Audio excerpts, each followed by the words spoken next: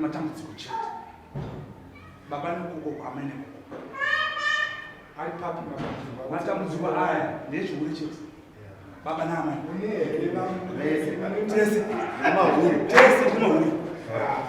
Pamusoro changamira baba vamashoko vari kutaura handimarambi zvokuti ndakaenda kubhawa.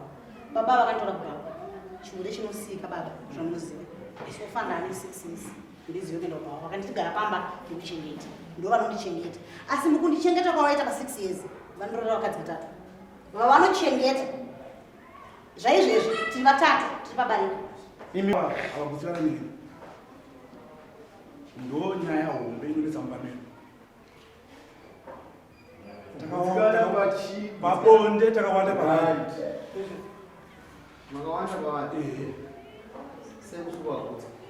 handizivi ndiri panamaso kuti vauye kumba kwangu ndotofanira baba ndaita chikaro kumba kwangu vakatombondisiya pamba 3 months ndichigara vakandibudisa mwana kuti ndakasangana neunorwadzwa nemusana baba umwe vakagara apa vakandiudzawo chiure chikuda kutora advantage kuti vakandora kubhawa havana kubhawa babada meseji yechikomba meseji. Schema Construction is ready to serve homeowners, carpenters, builders, contractors and businesses with quality ceiling, wall skimming and tiling. We also supply ceiling boards and accessories, cornices and centerpieces, skim light, rhino set and plaster products, tile adhesive and grout. We also provide professional ceiling design and construction services for residential and commercial properties, from stylish modern ceiling concept to expert installation and finishing. Whether you are building from scratch, renovating or upgrading your ceiling, Schema Construction is your trusted partner for quality materials, reliable workmanship and impressive results. Contact us for quotations, prices and bookings on the numbers on your screen, or visit us along Gweru Road opposite Metro Pitch behind Housestead Brothers in Gweru.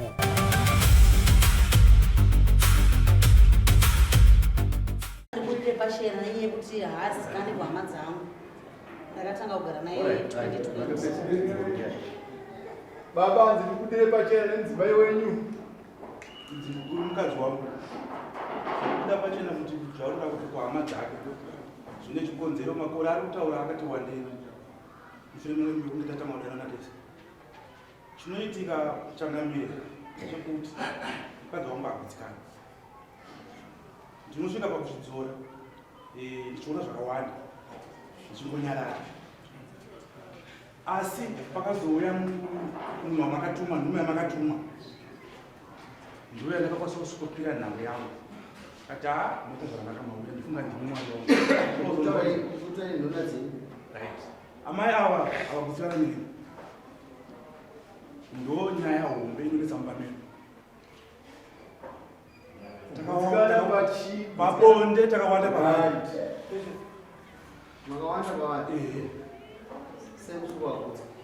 handizivi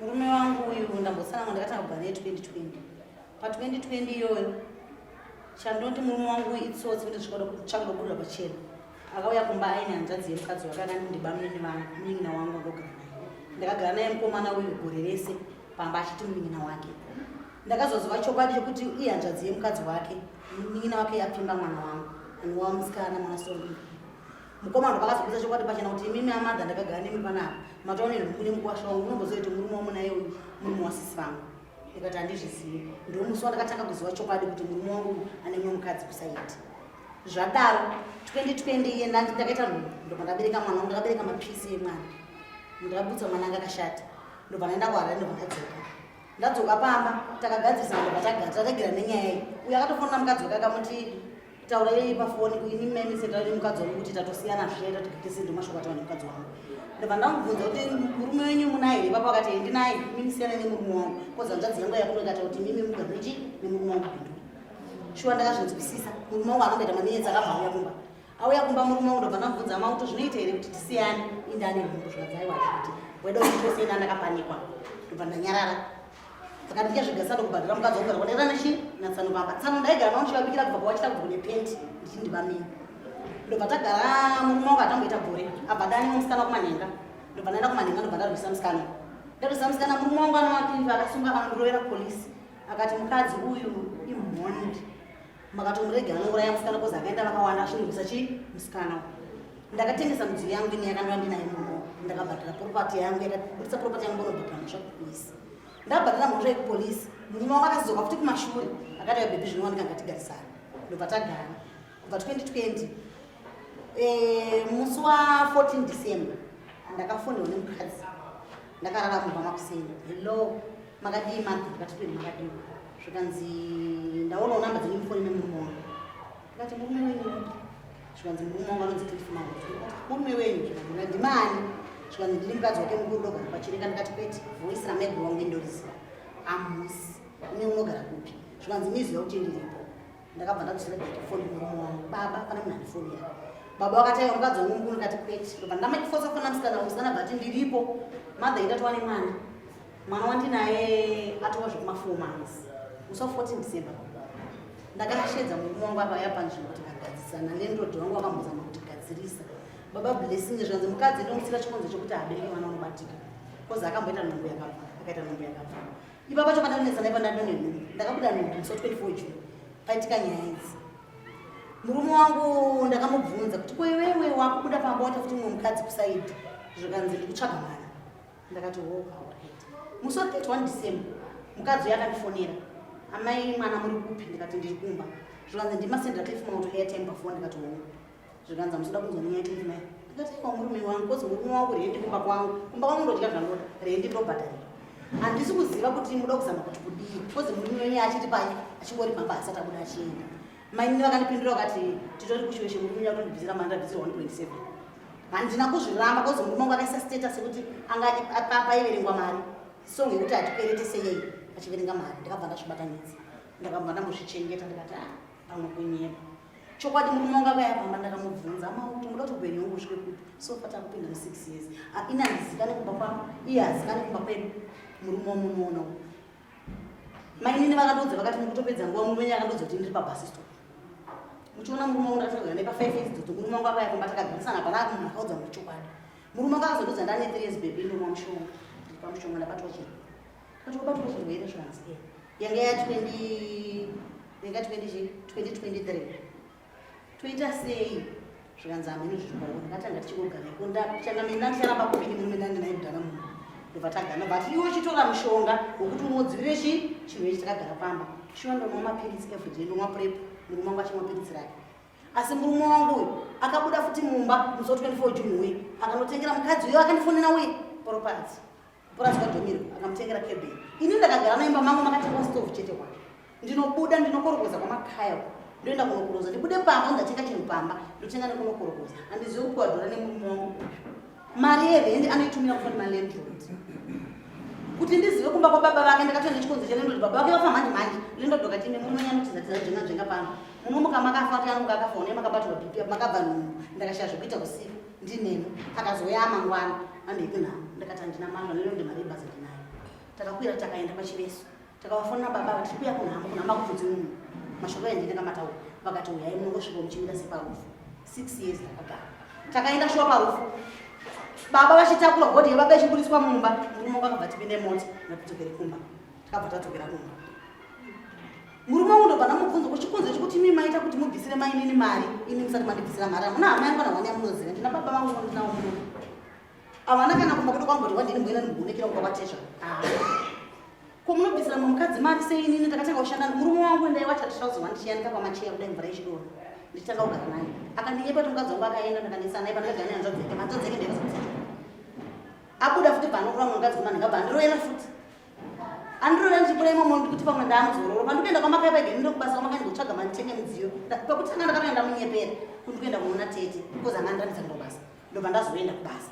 Ndobva ndodzoka ndaine mari ngati baba ndaine mari ndaperekedzana kushopa. Ndakanotenga firiji yangu, ndakatenga TV yangu, ndakatenga TV stand yangu, ndakaisa mumba. Baba ndokazondifonera akati ndaitawo mari. Kupi? Madzimai pake ndakazoenda zvekuunganidza madhamu. So ndakatenga chibhuku chesyndicate. Achindiudza ine murume wake. Saka ndaitawo kamari kadiki diki yemutoni mutori $100. Ndakaenda mutoni ndakatamudza $100 ndikatenga stove. 4 plates yakatengera wari mumba. Midziyo yese mumba mangu ndakatenga ndega kushanda nayo yangu. Asi mai nini vakaya kumashure vakatengerwa property nemurume wangu.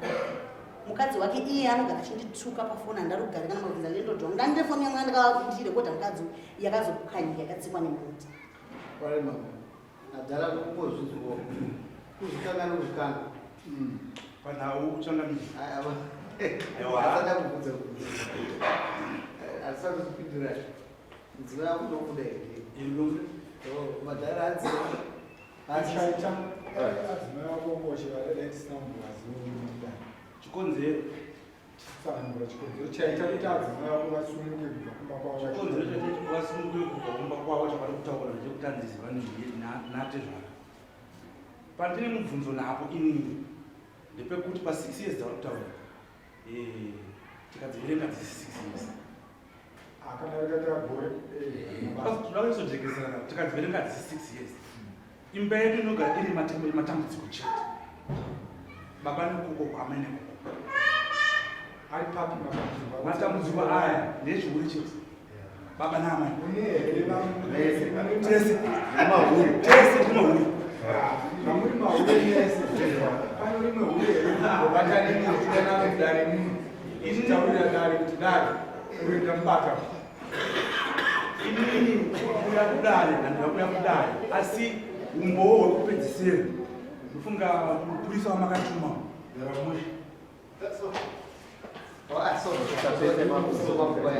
mapurisa wamakatuma netsamba kwandiri ndakati maita basa foni yakaaikuya ndakonzera kuibata inorari paflight mode yangu zvesvo haibatira saka tokumbokumbira kuti mutora mafoni achimbwaisa apa sezvo muripo ndofunga vanotipupurira umbowo hwandakabata mufoni maamai avo varipo mukuru wangu mukuru akawaida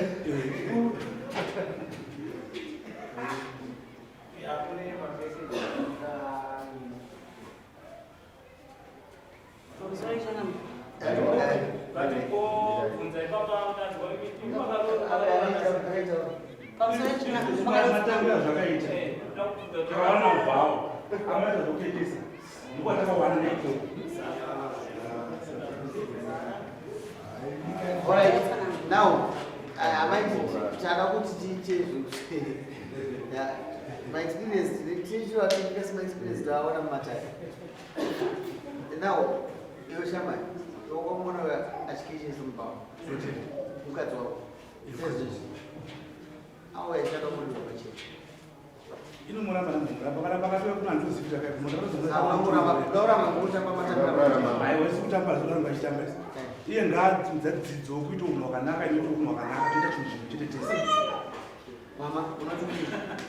pamusoro ichangamira baba ava mashoko vari kutaura handimarambi zvokuti ndakaenda kubhawa baba vakanditora kubhawa chiure chinosika baba zvamunoziva isofanira ane 6 years ndizive kuenda kubhawa vakanditigara pamba ndikuchengeta ndo vanondichengeta asi mukundichengeta kwavaita pa6 years vanorora vakadzi vatatu vavanochengeta zvaizvezvi tiri vatatu tiri pabarika imi mchichengetwa zvokuti inini pandiri panamaso kuti vauye kumba kwangu ndotofanira baba ndaita chikaro kumba kwangu vakatombondisiya pamba 3 months ndichigara vakandibudisa mwana kuti ndakasangana neunorwadzwa nemusana baba wamwana wakagara pa vakandiudzawo chiure chikuda kutora advantage kuti vakandora kubhawa havana kubhawa mbabada meseji yechikomba meseji iri kutaura nemupurisa wamama ndine shamwari yangu inini aishandisa foni yangu yekufonera murume wake vanoshandisa foni wamumba kwavo akatombofonera mupurisa wamambo aripo akatobvunzi uye kuno andokwanisa kuoza ngari kumanhenda angari parefu havana kubata meseji yechikomba kana kuti meseji yenenzailavu yenge iri meseji waitoti ani munhu wakaiti waita basa notumiwo airtime bhobe waita bhobe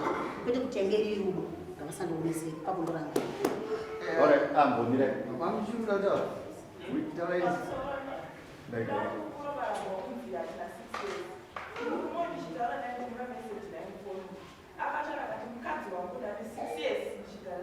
Imimi murichi. Landlord. Thank you.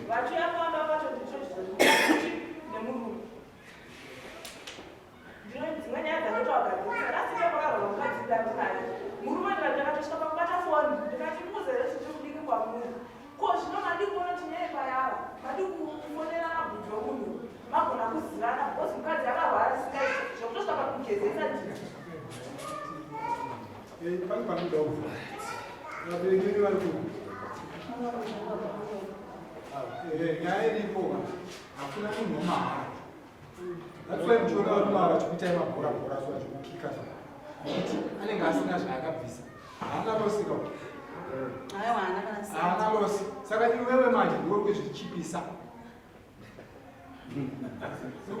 kuchozvichipisa wega. Saka iye anongokika wachiona kuti hapana anondibvunza kana mubereki vacho hapana anondibvunza kusaka anorwadziwa nei. Hapana chokwadi pamusoro inini pandakamubvunza nyaya yekuti baba kwemimi tichishanda takashupika tichitambudzika shuwa vaenda kubasa ai munoshanda katiri munongwa zuva kuti umusoro usashande zvakadaro semunanorwara achimbobata muromama aita kuva zvisematsana imimi tichitokutirwa pachena kuti murume anondida murume abva atimukadzi wakuita ndomuda pachisheni pakati peni imi muri kuenda nokuenda noku chakakosha ndechekuti muigadzirisai unhu hwenyu indogadzisa unhu hwangu muchinjana mafoni murichi murumba imimi mhinduro yedu muri kuti ochimu bhozi murume uyo amakwirira dai tichindurei pachena atindokudai muri papi pamusoro ini murume wangu changamenomuda andigotomusiya zveupenyu kozi ndori painjeri handikwanise kumusiya ndopatitori ipapo kusvika murufu nyange zviite sei nyange mukanitonga zvinodzana apa ndopandii kozi handizoti kuti mwauri kuenda Shamai, enonogara zvakanaka enonogara nomukadzi achimboteererawo atoturuhure sakakwanisa kuhure iwewe chinombonogadzikika wanokadza kwanga chinogadzikika ini mafumbiro angu mutemo zvaya zvakudhara zvindokuti uyapa ngaangorana zvaari kupera sachena kudzikadzaa but kana da kuremekedza mukadzi amubvisire pfuma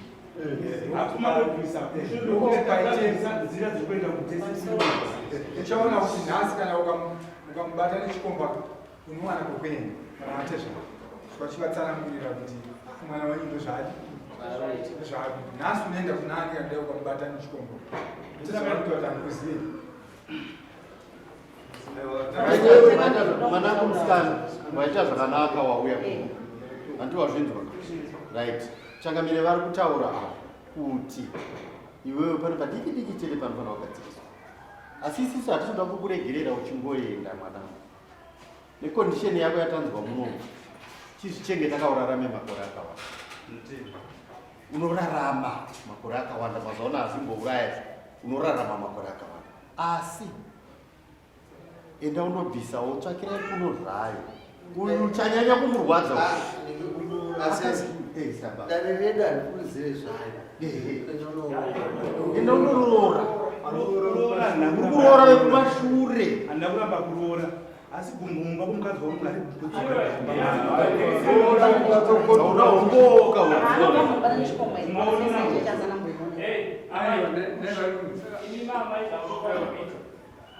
kumba munogutsikana nemurume wani wenyu mukuchigara nemurume wenyu zvakanaka kana nyange baba vatadza kugutsai ngoti vaita basa tokondishi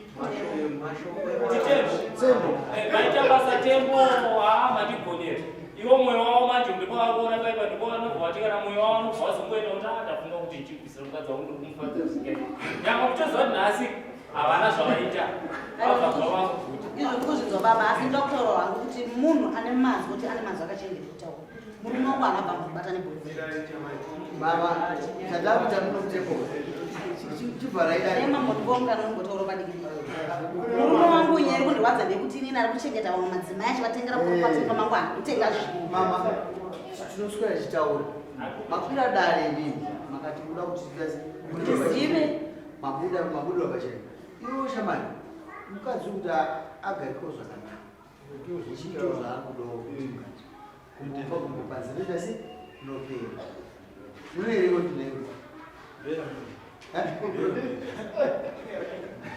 oraivavii tsigai zvizivapemusha tokumbira kuti mari yamakabvisa mudare muno isitoda kufamba nemi for the next 2 weeks or 1 month ende mugara zvakanaka makaona zvavo masisi munodzoka mandipromisa kuti kusvika murume ndoku svika mufanisi hambomusiya saka munodzoka mudare tokupai mukana kuti chigadzise chifamba chese garikikeova naipa continue to be good haugarikiki Vana Sisi vedu. kutaura Maredari. ava vave kutora kuti havana chokoisa kumbovati kwavamarira aunokuvaroora enda unoroora iwewe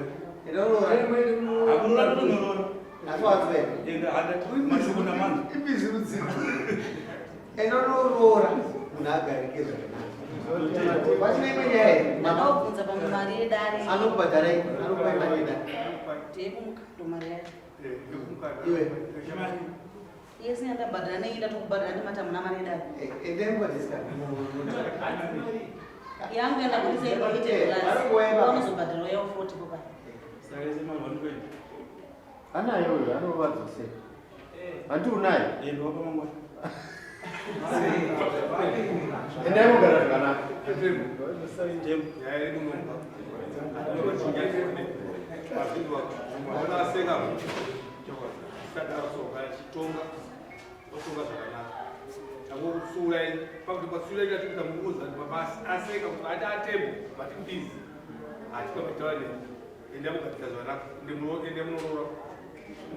barikara zvongavienzanise koziya barika haitoti 3 weeks 2 days ini murume neda kufona kana nzvochikara barika rinoitwa sei baba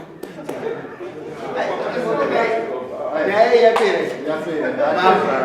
atozwa muna baba atozwa Wazvinzwa mukomana. komana mukadzi mukuru ndiye asingatowana mazuva akaona